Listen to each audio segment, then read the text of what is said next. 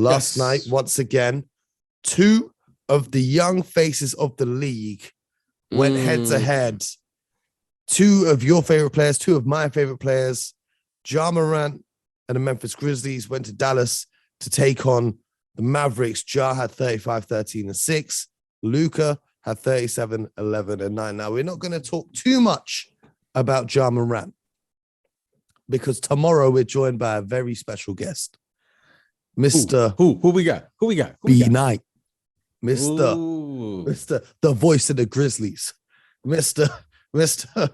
Played in the NBA and now he drops the gems and knowledge about the players in the NBA. Brevin Knight will be joining us on the show to give us an inside look at the Memphis Grizzlies. If you guys didn't know, he's the color commentator for the Memphis Grizzlies on Bally Sports. So we're not going to dive too deep into them. The Dallas defense once again looked elite, and we've discussed that on previous episodes, so you can go back and check that. But here's the question for you, BJ. If you were starting a franchise today, which one of those guys are you taking? Today, Ja Morant. Today, I would Ja Morant. And simply because of the following. I think overall, as far as defensively, he's a more active player on the defensive end than Luka Doncic.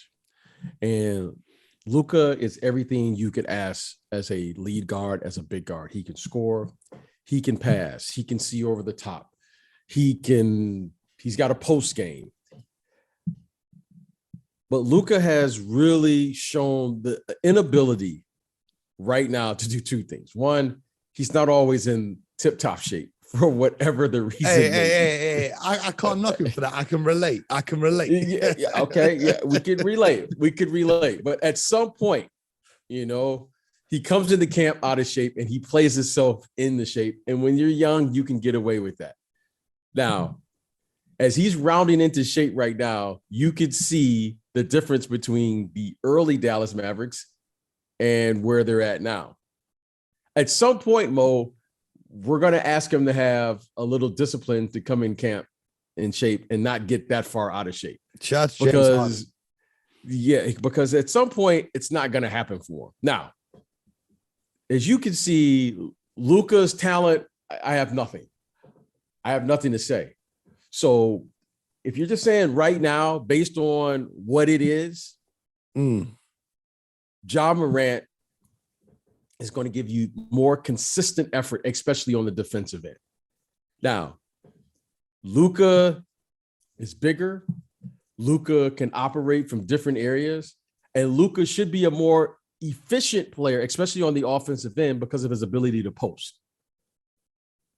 But that means he's going to have to be in shape. And I'm going to give that edge to my guy, Ja Morant, just because I know that our good friend there, Luka, has the capability to just a little bit. He'll cheat on his diet just a little bit. And there's nothing wrong with that, Mo. I can't complain. I can't say anything. Because I cheat all the time. On your diet. Let's just put the disclaimer in there. You know what I'm saying? In case there's my diet. Yeah. Any angry listeners, you know what I'm saying? We just talk about diets here. This is a wholesome, we're talking about wholesome podcast. Yes. I cheat on my diet all the time. Yeah. But I try. But Mo, I'm 50. I'm 54. I feel you. When you're in your 20s, Mo, you gotta have a little discipline. I have no excuse. I cheat on my diet on a regular.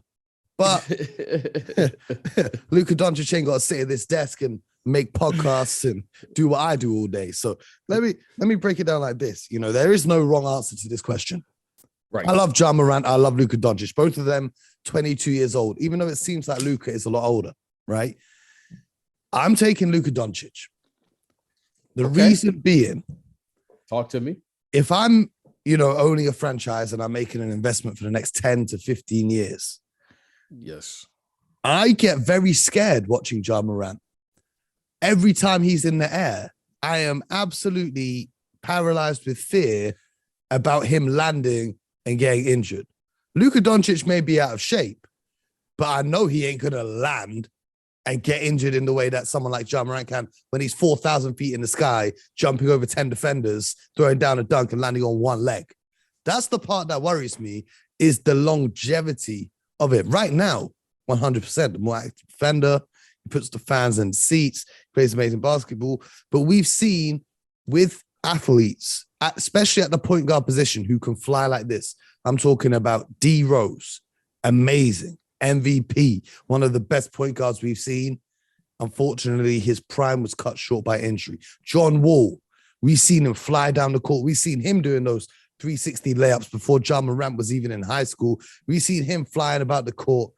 Once again, prime cut short by injuries. Russell Westbrook, as amazing as he was in his prime, you can see now the athleticism's gone. He's not the same player. So that's the reason why, if I was starting a franchise, I'll be looking at a Luka Doncic, because Luka Doncic, he might be a little out of shape. That's why I said shout out to James Harden. James Harden's still around, dropping 30-point ball games into his 30s. Shout out to my boy Paul Pierce, because he had the same body type build as Luka, played at his own pace, can play with the back to the basket, can get you a bucket on the perimeter. It's the old man game. It's built for longevity. But there's no wrong answer. I'm not mad either way, because if you're starting a franchise with either of those guys, you're going to be competing for the next 10, 15 years. And hopefully, fingers crossed, inshallah, that Ja Morant does not pick up one of those injuries. But that's my fear with Ja Morant, because I've seen it happen to so many explosive, athletic point guards. It's definitely a concern, and I definitely get it. I think you hit it right on. When you are moving at that pace, when you're moving at that speed and as athletic, without question. But when you're not in good shape, though, Mo, you also increase your chances of getting hurt. And you can see the little nagging things that have kept Luka out over the years. Ankle injury here, calf injury there, back here, neck, and all of these things, these little injuries. Now, he's able to play through them now because he's young enough. But at some point, Mo, unless he improves his diet, if Luka comes into camp in top-notch shape, we're not even having this discussion. Do you think? Because I agree. I say this. I agree. It's easier to build a team around a bigger point guard than it is a smaller one. Now, yeah. Luka, if he comes into camp in shape, without question, you're going to take a 6'8", 6'9", whatever it is. Big body. Point guard, he's a big body. I mean, come on. If he's in tip-top shape, this is not even a question. However, based on what we've seen on the floor, and that's my only concern. This is what I was going to ask. Do you think that is a fit in terms of, I was listening to our friend Brendan Sir and his Coaching You podcast with Jeff Van Gundy the other day, and Jeff was talking about when he was coaching Knicks, guys had to come into camp under a certain body fat or they wouldn't see the floor. And that's the thing that Pat Riley carries with the Miami Heat to this day, the conditioning, saying if you're not under this body fat, I don't care who you are, even if you're Shaquille O'Neal and you've just won a championship, you have to be under this body fat. You have to be able to make these sprints in this many seconds. Do you think it's a fit that if Luka Doncic played for a Pat Riley team, that he would actually have to come in and he would be better disciplined? Do you think it's a culture thing over there in the Mavericks who have said, hey, listen, you're 22, you've carried us into the playoffs, you've hit game winners, you're a big time player, you've been playing pro since you were 16, you do what you're doing. Whereas another franchise might say, hey, listen, we get how talented you are, but we're going to need you to do the following. Get in shape. Well, here's the thing, Mo. And again, I don't want to seem like I'm picking on Luka because, Luka is an extraordinary talent. Make no doubt about it. However, it's very difficult, if impossible, to win a championship without being a professional and having the discipline to, at the very least, show up in peak condition. Now, we can all tolerate and live with you may miss shots. You may not play well. You may have a bad matchup. However, Mo, it's unacceptable when you're not in the proper condition to give the effort necessary to win the game. Okay, there's two things, Mo, that every player, I don't care if you're the best player on the team or the last guy on the team, you have a responsibility to give the effort and energy necessary to play and give your very best when you're out there on the floor. Now, just because you're talented, if you are not in peak condition, Mo, game off. Game off. Game off. Is it not crazy to you that the Luka that we've seen so far, and as great as he's been, has never been in peak condition though? Yeah, exactly. Listen, one of my favorite players right now is Joel Embiid. I was just about that was that was the criticism of him just a year or two ago. Imagine Joel Embiid right now is unstoppable. And everybody in the league knows he's unstoppable and he's only about 70% in shape right now. What if he was in Giannis type condition or Steph Curry type condition? Crazy. Because last night, last night, once again, Joel Embiid led the Sixers to a win on the road with 38 points, 12 rebounds, 6 assists. Man, this man has been on an unstoppable tear. Unstoppable tear. And the Philadelphia 76ers are 7-3 over the last 10. They've moved up into the top 6 seeds now in the Eastern Conference. I think that man needs more respect in terms of look at who he's carrying to those wins. Yeah, and Mo, you know this. Look, I said it on Sky TV. Who you thought was going to win the MVP this year? I picked Luka Doncic. Mm-hmm. I picked Luka.